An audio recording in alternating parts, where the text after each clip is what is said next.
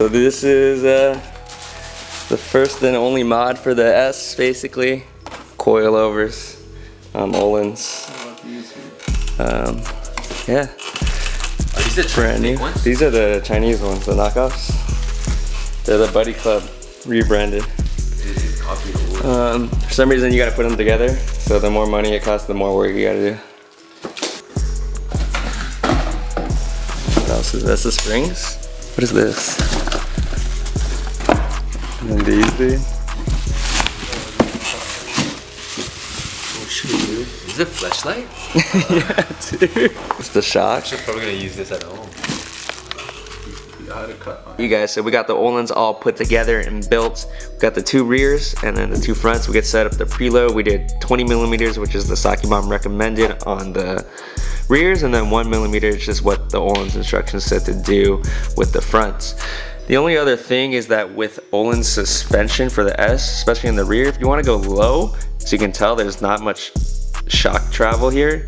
So if I decide to thread this up, you can see there's not going to be that much room for the shock to take bumps, etc.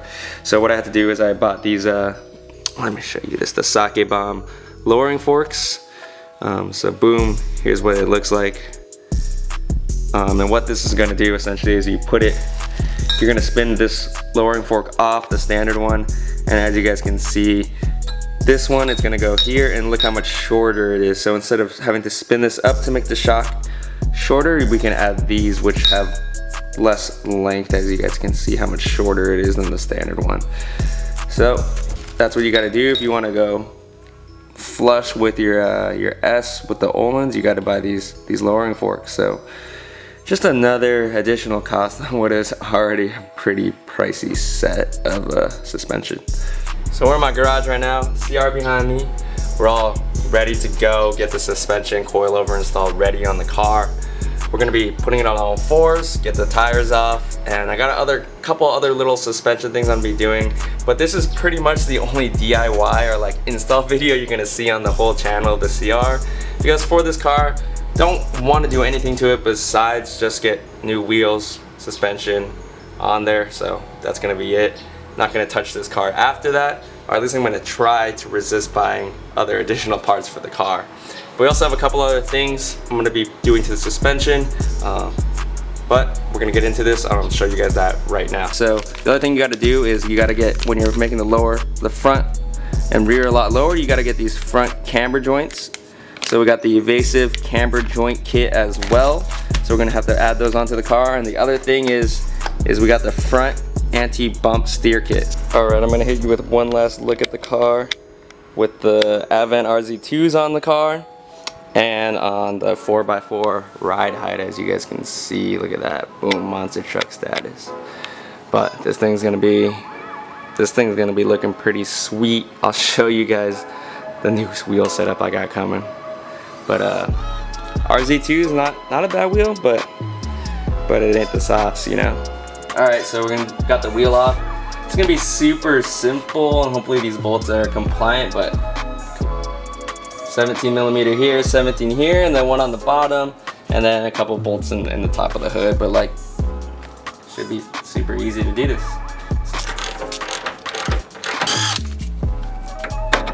Alright, so we got all the bolts out. Just gotta take them out of the top now. Boom. Alright, we got the front right shock out. Yeah, really simple, bolt super easy, pops right out. So this aside, and then we'll pop in the, what's it called? Ohlins. The Ohlins, man. Woo-hoo. Get that bad boy. Yeah. Got this in the whip. It really is so simple. Yes. Yeah, so we got the front coil in there, and while the A-arm is off here, I'm gonna be doing these EVS camber joints next. 22 millimeter castle nut on the bottom, but we gotta take off the old one, so we're gonna remove these two bolts from the old one, and then we're gonna have to pop this off with this little Harbor Freight ball joint separator thing. So let's get that started. It's pretty simple. So we're just gonna take this one off, break these nuts. 17s, should be easy. Yep. Look at that. Boom. Shee. All right, cotter pin out. Now we'll take off this nut. Oh, there you go. Oh no, no grip. All right, got this one broken, so we're gonna unscrew this as much as possible, and then I'm gonna use my little tool, show you guys that, and pop this bad boy off. More leverage on it until it pops it off, you know? This is all loose, you see that? Ah, there we go, wait. See how this needs to come out? Yeah. But this won't just come out by itself. Ah, gotcha. It's gonna pop off with this, the more pressure I put on it. Uh-huh. And then you're putting that thing over there. Yeah, see how that works? Yeah. Cool. Yeah, so I just need to get a wrench. I don't hear anything yet. All right, so the other one missed it though, but the other, it's shot out violently, so this is the old one. Boom.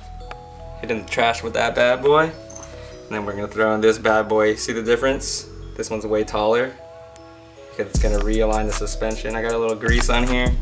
I'm gonna put the castle nut first, the EVS, put the logo towards the inside, but pretty straightforward. We're gonna put this in here like so. Bam. Just gotta line it up. Jack stand, boys. There we go.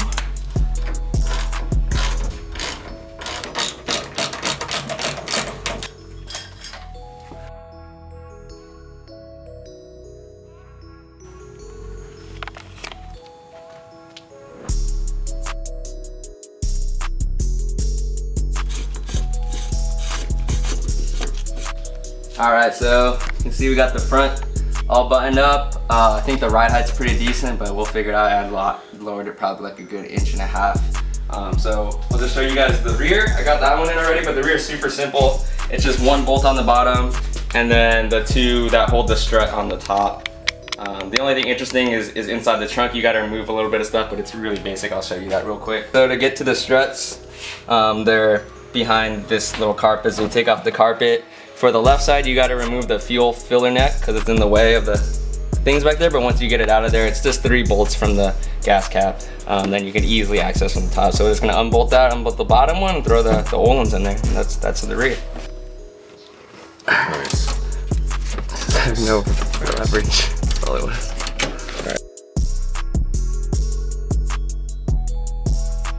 All right.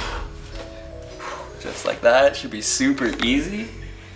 Coil out, stock suspension now, and then get that bad boy in there. So we got the Ohlins, but for the Ohlins, we're not gonna use the stock lowering forks like I talked about. We got the socket bomb garage ones. So I'm just gonna put the bolt in here because like from the factory, these come like insanely tight. So if you don't have it like, what's it called, like with the resistance, like if it bolted into the thing, you're not gonna be able to unscrew this. So I'm gonna put this in, just like the thing real quick on here, untighten this so I can screw this off, and then put the socket bomb one on there. So we'll do that real quick. Just reverse process of what we did. Bottom bolt first. They make this lowering one so tight on here. Uh-oh. Come off? Okay, yeah, now it's broken. See, but see how much force that takes? So now I'm just gonna take this out of here because I don't need this in here. Is that a common thing to do, to take the... if you wanna go hella flush. Yeah. So you can't go that flush with the just normal Ohlins. Yeah, the shock will bottom out because it's not that long. Right. See how short the thing is, the shock? Yeah. Boom. Now we got this one. Yeah. Like I said, it's a lot shorter. Yep. So we're gonna be able to lower the car a lot more without the shock bottoming out. So just throw this on here. I forgot what I set the other spring to, so I'm just gonna measure that one. Put this on the same height as that. And hopefully my ride height's pretty good, but I'll play around with it after. But yeah, do this, measure up how high I want it, and then throw it back on. I'm gonna slide this in. Boom. Then we'll just button at the top. I put the new forges on the Jeep.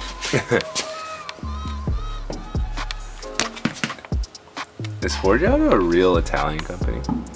Or Forgiatos? Yeah. I don't know.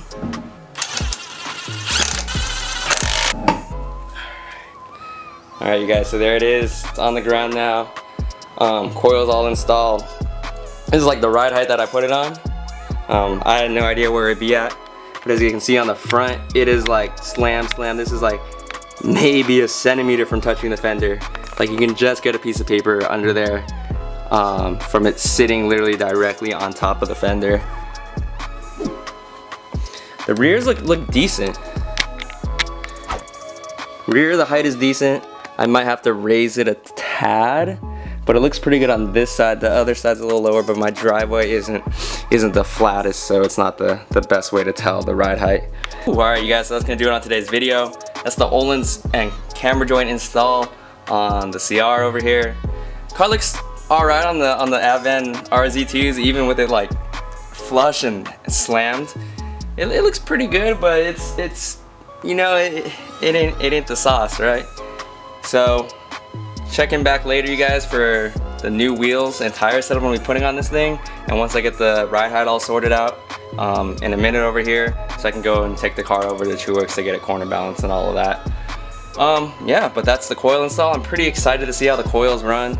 I've heard really good things about them, really good reviews. Some of my buddies have them. They told me you have to get them, it's worth the whatever price we'd be spending on them. But yeah, that's gonna do it on today's video. Till next time you guys, peace out.